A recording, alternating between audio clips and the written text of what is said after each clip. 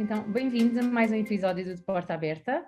Hoje temos de regresso a nossa colega Dina, é um prazer voltar a tê-la aqui nas nossas conversas. E temos também de regresso a Rita, porque a Rita esteve connosco num episódio onde falámos sobre 10 mitos, 10 mitos dentro da área da fluência, e hoje retomamos este tema.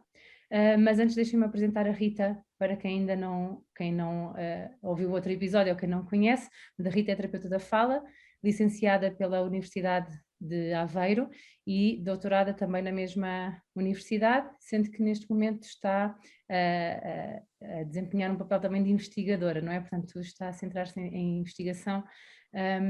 Onde é que tu fazes a tua... Onde é que é o Na centro Universidade de Aveiro também, no IETA, sim. Pronto. E este episódio tem como objetivo a partilha e o pensamento sobre, e até assim algumas noções sobre a distinção entre dois perfis. Quando temos uma alteração na fluência, muitas vezes surgem em idades muito precoces algumas questões relativamente à presença de uma gaguez, de uma desfluência ou daquilo a que usualmente se chama desfluência ou gaguez transitória, não é? E às vezes estes dois perfis são confundidos e existem pontos que são comuns e pontos que podem ajudar quer terapeutas da fala, quer outros profissionais a identificar quando é que estamos na presença de um diagnóstico ou de outro. Quando é que, eu acho que era importante também falarmos sobre quando é que estes diagnósticos podem ser feitos e quais são as pistas às quais os terapeutas da fala podem recorrer, ou mesmo os educadores, para identificar quando avaliar, quando encaminhar, quando encaminhar para a avaliação, não é? Exatamente. Portanto, a palavra. Obrigada, Tânia e Dina, muito obrigada pelo convite para estar aqui, para conversar um bocadinho sobre, como a Tânia estava a dizer, sobre este diagnóstico diferencial entre desfluência transitória e gaguez. A verdade é que ao longo do desenvolvimento nós sabemos que muitas vezes as crianças ali entre os 2, 3, 4 anos apresentam várias quebras na fluência do seu discurso. Portanto, é normalmente nestas idades e nesta altura que os pais procuram o pediatra, normalmente, ou falam primeiro com o educador, que está bastante tempo com a criança, e que depois são encaminhadas para o terapeuta da fala. E aqui o terapeuta da fala, nesta altura, tem que fazer a sua avaliação, obviamente, não é? E tomar aqui uma decisão e perceber se a criança de facto tem gaguez, não é? E iniciar, se for caso disso, um processo terapêutico, ou se por outro lado tem desfluência transitória, e claro, também falaremos sobre isso, há um conjunto também de ações que devemos tomar, mas importa primeiro percebermos o que é uma coisa e o que é outra, não é? Portanto, primeiro, a gaguez é uma perturbação da fluência, é uma perturbação do neurodesenvolvimento, está neste momento dentro das perturbações do neurodesenvolvimento.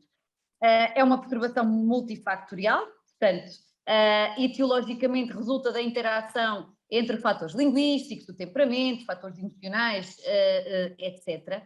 E, por outro lado, se pensarmos na desfluência transitória, nós não estamos aqui perante um diagnóstico, ou seja, não constitui um diagnóstico dentro das perturbações da fluência, porque é um período típico pela qual as crianças passam quando estão em desenvolvimento de linguagem, portanto, quando estão a desenvolver linguagem e a aprender os sons da fala, não é? E, portanto, quando é que estas alterações se podem manifestar? Tal como eu disse no início, ali no período de grande desenvolvimento da linguagem, ali entre os 2 e os 6 anos, mais ou menos, portanto,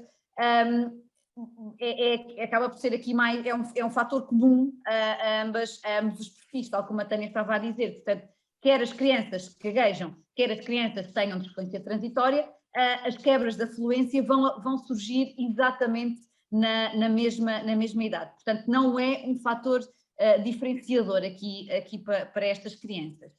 Agora, o como se manifesta já é de facto aqui um grande fator de diferenciação entre estes dois perfis.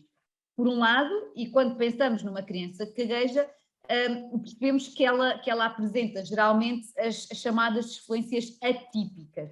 E, portanto, já esta palavra atípico nos traz aqui a ideia de perturbação. Portanto, e o que é que são as chamadas, o que é que são as disfluências atípicas? As repetições, os prolongamentos ou os bloqueios, não é? A criança pode apresentar mais uns do que outros, ou pode apresentar todos os tipos de disfluências atípicas. Já as crianças que têm... Sim? Posso-te fazer uma pergunta? Podes dar um exemplo, alguns exemplos para as pessoas que nos estão a ouvir poderem acompanhar e perceber um pouco melhor? Claro que sim. Por exemplo, uma repetição uma repetição de som. Por exemplo, bom dia, por exemplo, algo deste género. Podemos também ter repetições de sílabas, como por exemplo, tudo bem, por exemplo. Ou um prolongamento. As fricativas são ótimas normalmente para fazer prolongamentos, não é? Eu vi um sapo em que o som estica e fica com uma duração maior do que aquela que é tipicamente associada à duração dos sons. Um bloqueio. O que é que acontece no bloqueio? Aqui temos uma paragem dupla entre o vozeamento, não é? O vozeamento para também a posição articulatória. Como, por exemplo, eu vou para casa, por exemplo. Portanto, fiz ali um bloqueio no V, temos aqui uma labiodental, eu fiquei com a posição articulatória completamente bloqueada e o som também não saiu. Por outro lado, crianças com disfluência transitória, o que é que apresentam? Disfluências típicas do desenvolvimento, e disfluências típicas são aquelas que nós todos apresentamos, e que podem ser, por exemplo, repetição de palavras polissilábicas, não é? Ou como esta que eu acabei de ter, uma interjeição, não é? Em que eu estou a pensar no que é que eu vou dizer e estou a preencher, não é? Por exemplo, uma revisão, eu vou para casa, não é? Eu revi o que eu queria dizer, voltei atrás e voltei a rever, e estas são as disfluências que todos nós apresentamos e são aquelas que a criança apresenta nesta altura de grande desenvolvimento da linguagem, que são consideradas típicas, são mesmo denominadas terminologicamente como disfluências típicas e são, portanto, fazem parte do desenvolvimento e são associadas, portanto, ao perfil de disfluência transitória. Depois, relativamente, podemos falar aqui um bocadinho das reações dos interlocutores. Os interlocutores podem ter reações diferentes e podem ser bastante comuns nos dois perfis, não é? Nós podemos ter pais ou cuidadores, educadores, por exemplo, muito preocupados quando a criança apresenta as tais disfluências típicas que estão no perfil da disfluência transitória, ou não é? Assim como na gaguez pode acontecer exatamente a mesma coisa. No entanto, na gaguez nós sabemos que quanto mais frequentes, mais longas e com mais comportamentos secundários acontecerem, mais, normalmente as reações são mais adversas e são mais e há mais reatividade por parte dos interlocutores que estão diariamente com a criança. Eu estava aqui a pensar, comportamentos secundários que pode ser, por exemplo, piscar os olhos enquanto isso acontece, ou seja, bloqueios mais físicos, quanto mais, exatamente, mais manifestações. Ou seja, o momento de gaguez tem, segundo alguns autores, não é? Eu vou dar aqui uma terminologia que é de um autor, que é do Barry Guittard, que é um autor que eu sigo bastante. O comportamento primário, que são aqueles que eu estava a referir, né? Repetições, prolongamentos ou bloqueios, que podem ser ou não acompanhados dos tais comportamentos secundários, que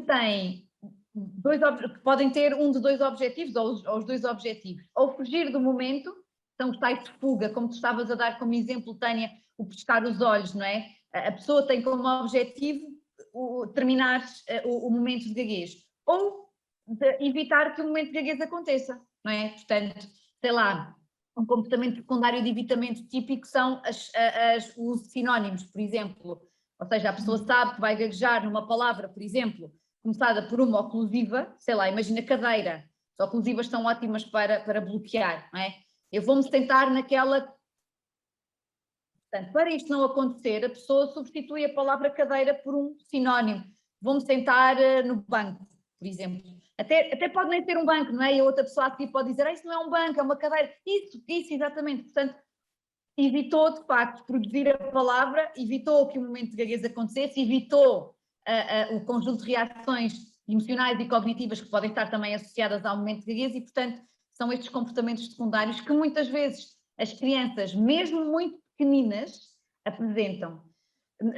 Os pequeninos muitas vezes o que é que fazem como comportamento de evitamento? Escondem a boca quando sentem que vão gaguejar, portanto não usam este tipo de estratégias mais linguísticas, não é? Mas escondem a boca, desviam o olhar e fazem, ou então usam comportamentos mais físicos, não é? Portanto, fazem força na mesa, fazem força com os pés no chão quando estão a tentar que o momento de gaguez termine. Estes são os tais comportamentos secundários.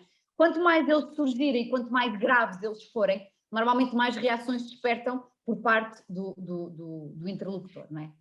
Deixa-me fazer-te aqui também uma pergunta que vem também do objetivo deste episódio, não é? De esclarecer estes dois diagnósticos, porque eu acho que aquilo que também se pretende é pensar sobre o que é que eu, se eu for educador, ou se eu for mãe, o que é que eu devo fazer, em que altura é que eu devo fazer, tendo em conta isto que nós sabemos. Porque eu acho que pode haver ainda a ideia frequente de que não vale a pena, como em muitas áreas da terapia da fala, e esta seria mais uma, que talvez seja, vamos esperar pelo clique, isto acontece em muitas áreas, vamos esperar pelo clique, vamos esperar pelo desenvolvimento da linguagem, vamos esperar até ser crescida, isso passa, é tudo normal. E enquanto educadora, especialmente enquanto educadora, mas também enquanto mãe, como é que, quando, tu já falaste aqui em várias pistas que podem ser pistas para eu recorrer a uma ajuda especializada, a um parecer especializado, mas no fundo é isto, o que é que eu, educadora, devo fazer, ou eu enquanto mãe devo fazer quando eu percebo que existem ainda não sei se é gaguez ou se gaguez é uma desfluência ou se é uma gaguez transitória, ou seja, se é uma coisa atípica ou anormal, mas em que altura? Pensamos em que idade? Imagina, tenho uma criança com 3 anos, devo procurar logo um terapeuta da fala, devo encaminhar ou não? Logo. O diagnóstico deve ser o mais atempado e o mais precoce possível, não é? Há dados da ciência, não é? E da investigação que nos dizem quanto mais precoce for o diagnóstico, melhor prognóstico nós temos no processo terapêutico. Portanto, o fator idade não é decisivo para diagnóstico e não é decisivo para a intervenção. Portanto, nós podemos fazer de facto um diagnóstico de gaguez perante, obviamente, todas as características que eu já referi, perante a análise de fatores de risco que podem estar associados também à criança que temos e à família que temos connosco e que estamos a acompanhar. Não lá está, esta idade não é um fator decisivo, não é porque a criança tem 2 anos que eu vou dizer eu não vou iniciar o processo, porque se a criança apresenta bloqueios, se a criança apresenta prolongamentos, tem fatores de risco para a gaguez persistir, obviamente eu vou iniciar, portanto deve ser precoce, deve ser atempado e portanto em caso de dúvida, não é? O melhor, como tu me tinhas perguntado, por parte de um educador, um pai, outro cuidador que diariamente seja um pediatra, portanto, encaminhar para o terapeuta da fala, e o terapeuta da fala fará, portanto, o seu diagnóstico diferencial e depois tomará a decisão terapêutica, não é? Relativamente a um ou ao outro, não é? Era isso que eu também queria explorar um pouquinho, que é, às vezes, o facto de isto acontece, estou aqui assim a pensar na área mais das perturbações dos sons da fala ou das perturbações da linguagem, o facto mas que aqui também imagino que se aplique, que é o facto de nós sugerirmos a todos os cuidadores ou técnicos que trabalham com uma criança o encaminhamento e a avaliação atempada, não significa com isso que a decisão seja logo do terapeuta da fala uma decisão de intervenção, não é? Ou seja, e isso eu acho que é importante nós falarmos, que é o facto de eu encaminhar para a avaliação, serve também para, eu falo por mim enquanto terapeuta da fala, é mesmo importante para mim ter dados de monitorização, eu observar o que acontece depois, não é? O que é que acontece? Eu acho que isso é uma ideia importante, porque deixar passar a mensagem de que a avaliação não significa necessariamente que haja intervenção clássica e em sessão, enfim, semanal, enfim. mas a monitorização é um aspecto importante e o terapeuta poder acompanhar a evolução daquela criança e não só ter acesso a dados comparativos dos seus pares, não é? Porque se observar pontualmente a única comparação que vai poder fazer é compará-la com os seus pares, não é? Com dados de crianças da mesma idade. Isso é uma coisa. Outra coisa é poder assistir periodicamente à evolução daquela criança, não é? E poder perceber como é que ela evoluiu, ainda que apresente um comportamento desviante ou ainda em desenvolvimento.